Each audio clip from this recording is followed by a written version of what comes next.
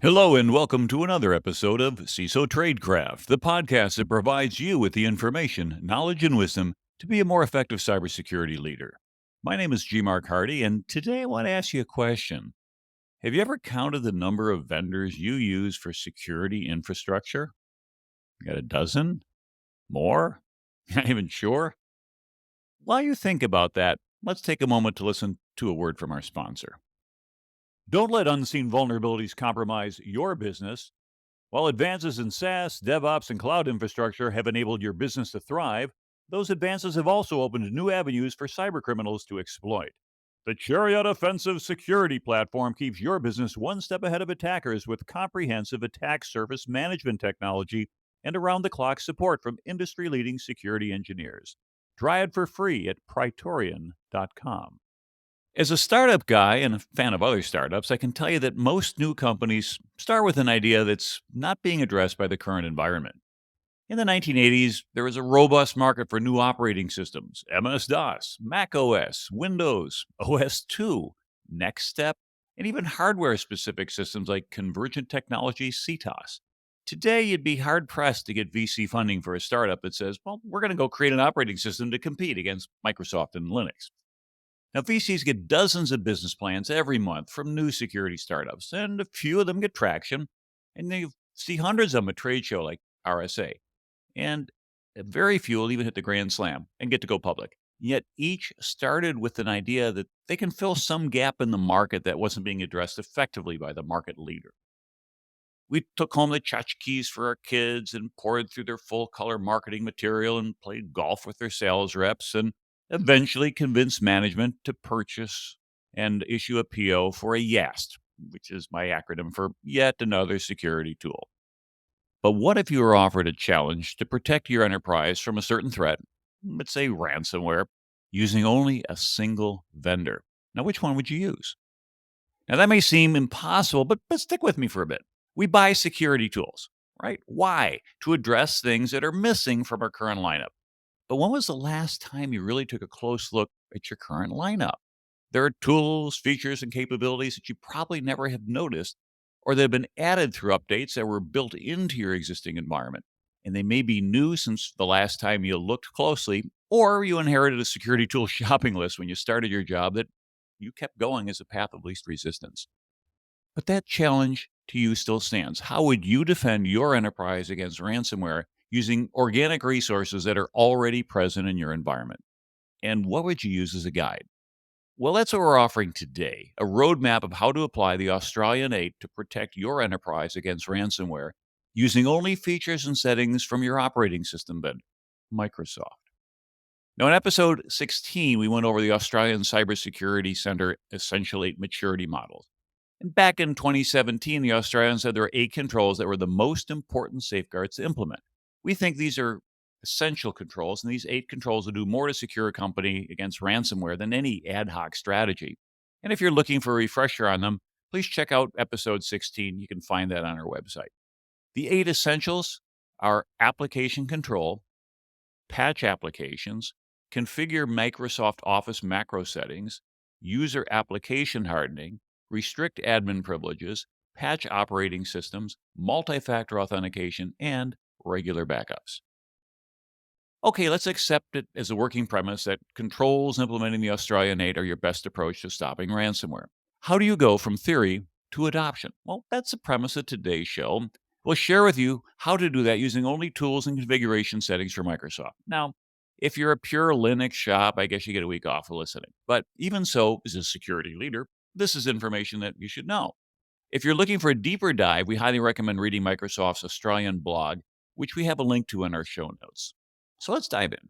Number 1, application control. It's our first mitigation strategy against ransomware. Now, application control is a safeguard used to prevent the execution of malicious code or malware.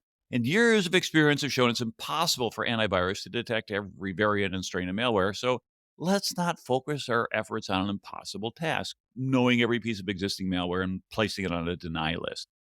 Let's focus on creating an allow list of approved software. If software being run on a corporate laptop is on the approved list, then you're good to go. And if not, it's blocked. Seems pretty simple. It's like a bouncer at a red carpet event. If you're not on the list, you're not going to get in. So, how can we do this in Windows? Microsoft recommends three tools to implement application control. Number one is AppLocker, which was introduced by Microsoft in Windows 7 and allows organizations to control which applications are allowed to run on their Windows clients. AppLocker policies can apply to all users on a computer or to individual users and groups. Now, note that AppLocker rules can be based on attributes of the code signing certificates used to sign an application and its binaries, attributes of the signed metadata from the file, such as file name, version, or hash of a file, or the path from which the app or file was launched. Once you figure out the AppLocker rules you want to implement, you can use the Windows Group Policy or Mobile Device Management, MDM, to enforce those rules. Next, Microsoft introduced Windows Defender Application Control, or WDAC, with Windows 10. In general, you can think of it as AppLocker 2.0. It provides more functionality and continues to have feature improvements, unlike AppLocker, which has no further code development. Now, WDAC has the same basic functionality, but it also has some additional features. For example, it can use the reputation of an app as determined by Microsoft's Intelligent Security Graph. It also has an option called Managed Installer, and this option allows you to automatically allow applications installed by your organization through Microsoft Configuration Manager or Microsoft Intune. If software is installed according to policy, it runs. If installed by the user without getting permission, then it's suspect and it's blocked. The final tool we want to highlight regarding application control is AaronLocker, named after its developer, Aaron Margozis. You can find it at Microsoft's GitHub page at github.com/Microsoft/AaronLocker. Now, AaronLocker is a set of PowerShell scripts designed to make the creation and maintenance for new AppLocker and WDAC as easy as possible. It's not necessarily a new capability as much as a more efficient way to operationalize AppLocker and WDAC. Now, AaronLocker allows you to customize rules in text files that become powerful PowerShell scripts that your environment runs. These rules restrict program and script execution by non-administrative users. Administrators can install any application, but usually do so only for authorized tools. However, if your users can install whatever they want, you end up with shadow IT, an increased attack surface, and chaos if one of those programs becomes the entry point for an attack. In a nutshell, if someone who isn't an admin tries to run a program or script file on their computer, AaronLocker won't allow the application to run unless it was put there by an administrator. Now, this is a powerful concept. For example, when a user opens a zip file, the ownership metadata changes for the extracted folders and files, making it look like the user created it. And if that zip file contained malware, it might not get picked up by traditional sensors looking for code that comes from an external source. Because AaronLocker verifies if an admin had installed an executable, this user installed executable would fail that test and it just wouldn't run. Now, note that AaronLocker is designed to support Windows 10 and above. Patch management is our second mitigation strategy against ransomware. Now, note we're going to combine two essential 8 mitigation strategies into one. Number 2, patching applications, and number 6, patching operating systems, since they both leverage patching tools to accomplish the same outcome. Now, why is patching important? If hackers can run a Shodan query and find vulnerable software on your internet-facing IP addresses, then you're in for a bad day. We should continuously patch and minimize our attack surfaces. It's a perpetual activity that must be done in a timely manner, and Microsoft recommends 3 tools to help this important task: Microsoft Intune, Windows Update for Business, and Microsoft Defender Vulnerability Management. Microsoft Intune is an integrated solution for IT administrators to understand and manage patching across all endpoints in your tenant. It's Microsoft's version of a mobile device management, or MDM tool. And note that Intune was formerly known as Microsoft Endpoint Manager, just in case you hear it referred to as such. You can enroll devices across a number of platforms, such as Windows, Mac, iOS, Android, and Linux. And from there, you can deploy, update, and even remove applications from a certain central console while managing identities, setting conditional access rules, and assigning policies. Using the dashboard, you can get scores, baselines, insights, and recommendations on how to harden your endpoints. Now, here's a tip. From the Intune homepage, go to Reports, Analytics, Endpoint Analytics to see how you can improve startup performance, take proactive remediations, and look at application reliability. Windows Update for Business is a free service for premium editions of Windows 10 and 11 that lets you control when updates are offered and pushed by your organization. Windows Update also provides the organization with a helpful tracker to answer compliance-related questions. When a new Microsoft update or feature comes out, you can set organizational policies that determine the timelines for when they're applied. You then configure group policy or mobile device management solutions like Intune to run the Windows Update for business settings. For example, users might see a notification to patch in 30 days or less. And if the user goes past that 30-day window, the optional requirement to patch becomes mandatory. Microsoft Defender Vulnerability Management is a third great tool to help with patching. You can find it on security.microsoft.com under Endpoints Vulnerability Management Dashboard. It offers an exposure score over time so you can measure your patching success, view top remediation activities that offer the best bang for the buck, and identify top vulnerability software and exposed devices in your inventory. You can think of it like an organic Qualys or Nessus vulnerability manager to keep your systems patched, reducing your susceptibility to ransomware. Configuring Microsoft Office macro settings is our third essential mitigation strategy. Everyone's become accustomed to sending Microsoft Word and Excel documents to each other, and these applications allow users to embed macro functionality, which means your Word or Excel document isn't just data anymore. Your Word or Excel document is now a script file, functions like an executable. And attackers can leverage this to attack organizations. For example, bad actor might use white font on a white background in cell number 4000, column ZZ, where no one's looking, that says, download and run this malicious piece of code. Now, what's worse is that attackers can now ask ChatGPT to write the code for them. I've seen examples of that. There's some safeguards in the tool, but people have gotten around it, and I've seen some posting. Go look for them. Because now if we're expecting more malicious macros, what Windows tools can we apply to defend against them? The first is Windows Group Policy Settings. You can create group policy settings with a local group policy editor. Type Windows R, then group edit gpedit.msc. And here you can look at Windows components like Microsoft Edge, Microsoft Office, Access, change configurations, or even completely disable macros. Now, if you don't want to fully block macros from your organization, you can also choose to block macros that originated from the internet versus the ones written by your internal team. There are ways that bad actors will try to bypass this safeguard. For example, an attacker sends your accounting team a zip file containing a macro-enabled Excel spreadsheet. And as mentioned previously, Windows changes file ownership of unzipped files to the user, not the sender. And this means your macro blocking policy can be bypassed if it's based on file ownership. A better strategy, if you have to allow macros, is to trust only macros from digitally signed trusted publishers. And one other pro tip. We usually find it's more convenient to use Windows System Security Configuration Manager, SCCM, or Intune to configure any Microsoft Office macro settings. Microsoft Defender Application Guard safeguards against users opening harmful attachments and macros. It can protect Microsoft Edge, Microsoft Office, and other apps. With Application Guard, you start by defining what websites are internal to the company network and should be considered trusted sites. And after that, let's say an employee goes to an external, untrusted website called freesoftwaretools.com and installs unimproved software. When this happens, Microsoft Edge will open the website in an isolated Hyper-V virtual container, and this will limit the harm that can occur if a malicious file is executed.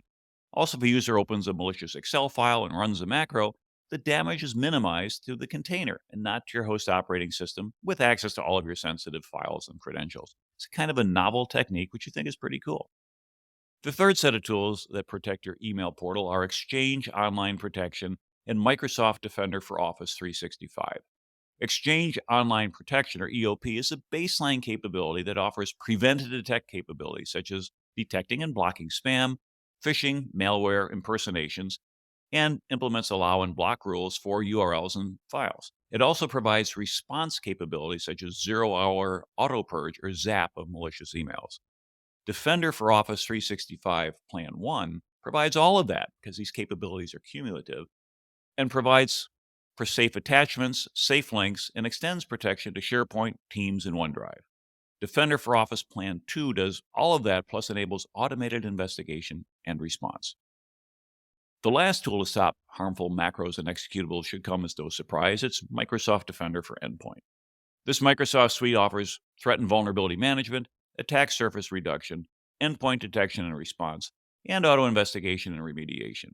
Defender for Endpoint is their AV EDR software, and like Most antivirus software prevents malicious files from running in your organization through signature matching and heuristics. User application hardening is our fourth mitigation strategy against ransomware. If we can reduce the attack surface in our web browsers and our endpoints, then we can minimize the opportunities for bad actors to harm our users with malicious websites or content. Here's some helpful practices for Microsoft regarding Microsoft Intune. Use Microsoft Intune to remove legacy software. For example, in June of 2022, Microsoft officially retired Internet Explorer. Yet many organizations still allow this unpatched and unsupported software to persist within their organization. Now, if you found removing IE didn't break a critical business process, then you should use Intune to disable Internet Explorer and replace it with a more modern web browser like Microsoft Edge or Google Chrome. Now, if you found you had dependency on IE and you left it running, Microsoft is going to force your hand on February 14th of 2023 by permanently disabling IE 11 on Windows 10 devices. Now, if you're in that boat, better get busy, or you're probably going to be working late on Valentine's Day doing emergency patching. Microsoft gets a hub page on Intune ACSC Windows Hardening Guidelines. Remember, ACSC stands for Australian Cybersecurity Center. Offers policies and scripts that you can adapt to meet the ACSC guidelines. And these policies do things like blocking Microsoft Office and PDF software from creating child processes, creating executable content, or injecting code. It can also remove legacy and obsolete versions of the .NET Framework, PowerShell 2.0, and IE 11. The last noteworthy thing you can do is ensure all blocked PowerShell script executions are centrally logged and protected from an unauthorized modification and deletion. If an attacker uses PowerShell scripts to steal credentials or perform lateral movement, the attacker won't be able to fully cover their tracks, and you should be able to get an alert in your EDR. Restricting administrative privileges is a fifth mitigation strategy against ransomware. If bad actors compromise an administrator account, they have a lot more capabilities to pivot through a network than if they start with a basic user access. And here are a couple of tools from Microsoft to help with access management and least privilege. Azure Active Directory allows you to perform access reviews. You should look at the various roles and groups in Active Directory and ask, are the people in this list still helping the business in these roles? And if not, remove them from AD roles that grant elevated privileges. Now, also count the number of global administrator accounts. Microsoft Best Practices recommends limiting this number to less than 5. Seriously, go yank those accounts now. Now, every Monday, I manually check for new global admins and review sign-in logs for all existing global administrators. It takes under 5 minutes. Put that on your Monday morning to-do list. I found new accounts that were not supposed to be there because another admin added it. And I use the lack of logins to prune my list of administrators. And don't forget to keep an emergency global administrator account just in case everything goes sideways. Microsoft Graph API is another helpful tool. You can use Graph API to look for users by date to determine inactive users. For example, you can query against the last sign-in date time to find all users who haven't logged into your systems in 60 days. You can send those users a notification saying we're going to disable your account if you do not log into the corporate network in the next 30 days. I like the manual review I just suggested. This could be helpful for ensuring admin accounts don't go unforgotten. You can also save money when you reduce the license count of users that don't work here anymore. However, note that Microsoft has gone to enterprise licensing that discourage month-to-month users by upcharging those short-duration contracts. By making a 1-year or 3-year commitment, you're paying for those licenses whether or not you use them. So count carefully and avoid long-term commitments for short-term surges like summer intern hires. Multi-factor authentication is our sixth essential mitigation strategy to stop ransomware and bad actors. There's really one tool for this, so let's dive in. Azure Active Directory is the mainstay tool for the authentication. The pro tip we have for AD is really to look at conditional access policies. You can set authentication requirements to do things like require multi-factor authentication, block access from specific IPv4 geolocation, perhaps countries you'll never do business in, or even require applications to only allow sign-in from organization-managed devices. Now, this last condition is especially useful. Think about it. If a bad actor creates a malicious website that tricks your admin into giving up their password and even MFA credentials, that actor is still blocked from logging into your sensitive application because they're not coming from your corporate machine. That's powerful. Now, don't just apply MFA to your websites. Make sure you also use it for remote desktop protocol, secure shell, and of course, logging into the devices as well. Let's say a bad actor successfully phishes an administrator and steals all the SSH keys on their laptop. If the servers they log into don't limit access by IP address, the bad actor can get into those machines. Let's say the bad actor tries to log in, but gets an MFA or challenge on SSH. That does two things. One, it blocks the bad actor from going any further. Two, it should alert your admin that someone is impersonating them and trying to use their credentials. And hopefully, they're smart enough to call the cyber incident response team and report the incident. This could be helpful in preventing credential theft attacks. Let's say your company open sourced its software and puts it on a public GitHub. Unfortunately, Bobby the intern left a password credential in the code. And if there's no MFA challenge, then anyone who downloads that code can impersonate you. If it's a third-party application, you might not even know that this is occurring. So spend the time to secure all the things that support MFA. Our final essential mitigation strategy is daily backups. If the ransomware actors can encrypt all of your data and your backups, it's going to be really difficult to recover your data. Let's look at a few ways Microsoft can help you protect yourself. Microsoft OneDrive is the first thing you should consider. You can set it so every file or folder on a laptop is copied to a cloud backup hosted on OneDrive. If you upload your documents, one of the benefits you'll find is OneDrive performs ransomware detection. Well, actually, it's going to look for malware. And it might be the first way you find out that someone is modifying your sensitive files that you haven't looked at in over a month. The next important thing is if your laptop is lost or damaged or encrypted, you can restore it from OneDrive. Azure Backup is another similar service to OneDrive that can help protect Azure virtual machines, databases, and even file shares. You can create backup policies to enforce data retention requirements. Now, one thing to note is the concept of soft delete. If someone deletes a file, it's still recoverable for up to 14 days. And if you found lurking ransomware within 14 days of infection, you can likely still recover all your data. There's also many helpful role-based access control policies you can tinker with. Well, that wraps up our show for stopping ransomware by implementing the essential 8 Australian security controls via Microsoft products and features. We hope you enjoyed learning about Microsoft's capabilities. And just to recap, App Locker, Windows Defender Application Control, or WDAC, and Aaron Locker can help with application controls by limiting access to only improved applications. Microsoft Intune, Windows Update for Business, and Microsoft Defender Vulnerability Management can help with patch management and keep your systems fully up to date. Windows Group Policy Settings and Microsoft Defender Application Guard can help safeguard your company against harmful macros in Office. Microsoft Intune can be used to manage devices, install or remove software, and track the presence of vulnerable applications. Azure Active Directory and Microsoft Graph API can help with restricting administrative privileges. Azure Active Directory can also be used to enforce multi-factor authentication with conditional access policies. And Microsoft OneDrive and Azure Backup can help with regular backups and recovery. Now, what do you think? Did you know you could do all that with just Microsoft?